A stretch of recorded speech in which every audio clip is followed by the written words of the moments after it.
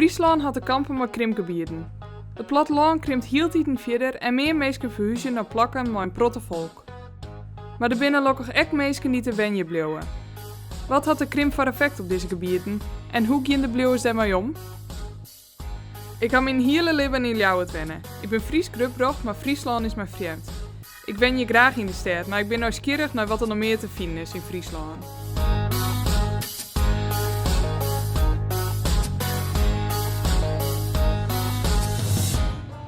Joet ging ik naar Engbierum, Dokkum en Marrum.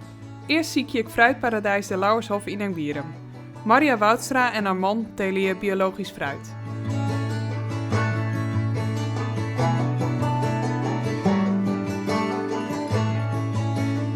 Mijn partner die kon gaan werken in het noorden. En ik kom zelf uit Friesland, uit Eilst. En toen dacht ik ook van nou, misschien is het gewoon leuk om iets heel anders te gaan doen. En dat was altijd al mijn hobby, moestuintjes en zo. En toen ben ik gaan zoeken naar een mogelijkheid om daar van die hobby mijn beroep te maken. Is er een soort vraag naar streekproducten? De laatste jaren steeds meer. Je moet het opbouwen, de klantenkring. En heel veel mensen die zeiden dat niet zo heel veel. En die kwamen eigenlijk gewoon omdat het is lekker fruit. En daar gingen ze eigenlijk voor. En zeg maar zo in de loop van de jaren, dan heb ik dus wel gemerkt dat biologisch dat toch meer bekend wordt. En dat meer mensen toch belangrijk vinden dat ze dus gezond eten. En ben je nog blij dat jou hier wen je? Ja, nee, het is hier prachtig. Je ziet het. Mooie streek, rust, vogels, ook veel wind. Maar prachtig om te wonen. De stad is leuk, maar dan zijn we ook altijd weer blij als we hier terugkomen. Merken je ook wat van de krimp?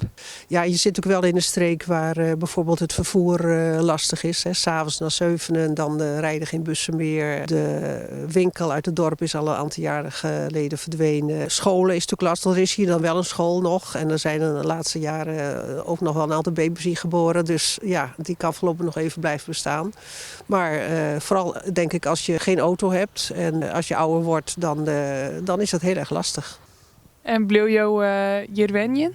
Ja, zo lang mogelijk. Ik wil graag zo lang mogelijk door blijven werken. Het is natuurlijk wel zo dat tot mijn 90ste zie ik mezelf ook niet in de bomen klimmen en zo. Maar kijken hoe lang ik bezig blijf, want ik vind het nog steeds heel erg leuk.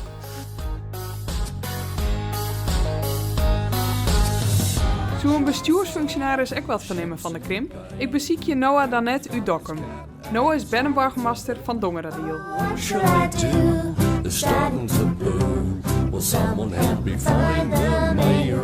Noah, wat houdt het borgmasterschap aan zien? Nou, je moet vooral dingen openen. Ik heb en Sinterklaas binnenhalen.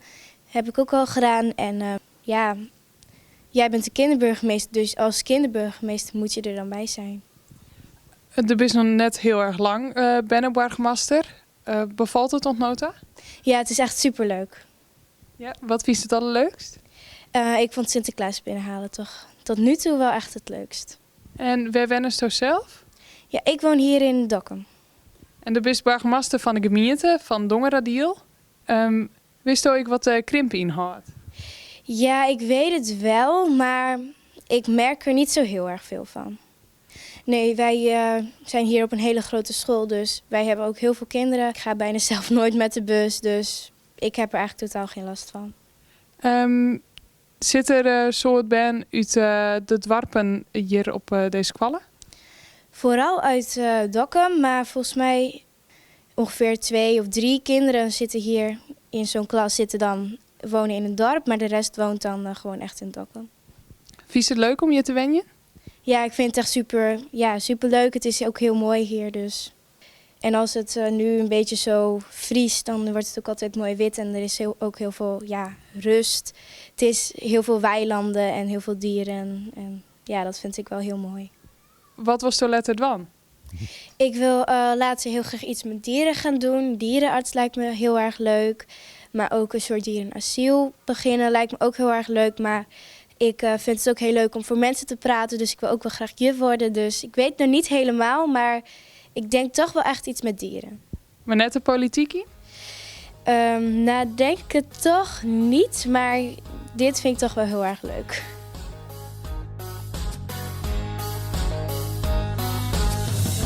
Let ik hier in Glas bij de Zeedijkster Tour. Germ Visbeek organiseert toeren en tochten door dit gebied. I'm just paying my rent every day in the Tower of Song. Hoe ben je iemand goed? Nou, in 2000 ligt er al een beetje op dat hierachter alles natuurgebied werd zo. En dan kreeg we zeggen van ja, dan gaan we hier waaien. Maar ja, één keer hier geboren en getogen ben, dan word je hier eigenlijk niet meer waaien. Dan ben je een echte kleiman en dan word je bekleid blauw. En toen dacht ik begin maar wat oors een terrasje en dan kan het wel klaar. Ja. Want de Zeedijkster Tour had meerdere betekenissen. Wil ik leeuwen? Ja. Kun je jou daar wat over vertellen? Ja, zeker. Je had 3 verschillende betekenissen. De eerste, dat is dus de toren die staat. Die heb ik dus ombouwd in 2003 van Kuilvoersilo naar Uitkijktoer. En wij maken mij een heel grote wijn, tochten door de natuur. En daar kan ik zo'n stadion knap over vertellen. Allerhande dingen van flora, fauna en over de historie vooral van hoe het vroeger ruilde, zeilde. En wat ik nou wel een tour wie, het is een hele tour om te beginnen van melkveehouder naar dit, wat we nu doen. Want wat vinden jullie het mooiste van omjouwing? Nou, als het landschap, de uitgestrektheid, de rust, de ruimte. En vernemen jullie wat van een krimp?